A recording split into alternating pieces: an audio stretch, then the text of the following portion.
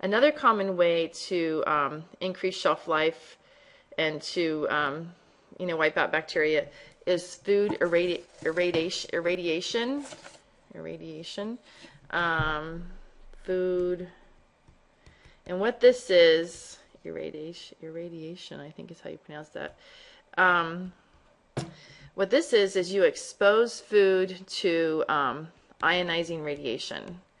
And remember, ionizing radiation is high energy radiation that forms ions. It breaks bonds. And the ionizing radiation that's used is either X-rays, gamma rays, or beta particle emission, beta emission. Okay, those three types of radiation are used.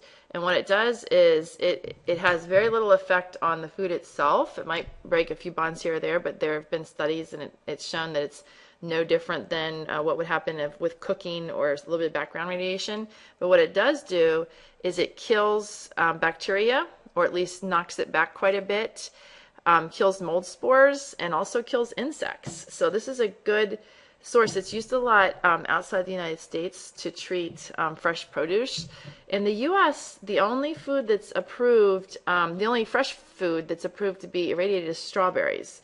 And you can just see that these strawberries are 15 days old, and you can see the non-irradiated strawberries have mold growing all over them, whereas the irradiated strawberries don't. And so chances are, if you buy strawberries at the grocery store, they've been irradiated. Otherwise, they have such a short half-life, they barely make it from, the field to your kitchen without being irradiated. But there's, people are afraid of X-rays and gamma rays, radiation, so they think that it alters the food and it's dangerous, and it's not. Anyway, so it's not been adopted wide scale just because consumers are afraid of it, but it's actually really good.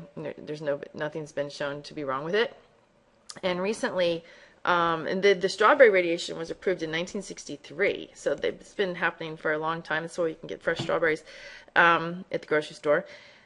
But poultry, because there's so many problems with poultry, with salmonella poisoning, they've been started irradiating it in 1992, and then beef, lamb, and pork were started to be irradiated in 1999, and that's as a result of the trichinosis from pork and the E. coli outbreaks from beef. So these are the only foods that are currently approved in the U.S. To be irradiated. And you can imagine in parts of the world where they don't even have enough food to eat, they don't have preservatives, they can't afford it, and they don't have food irradiation. So this is more something in the more affluent parts of the world where not only can you get good food in and out of season, but you can chances are it's going to be safe. Okay.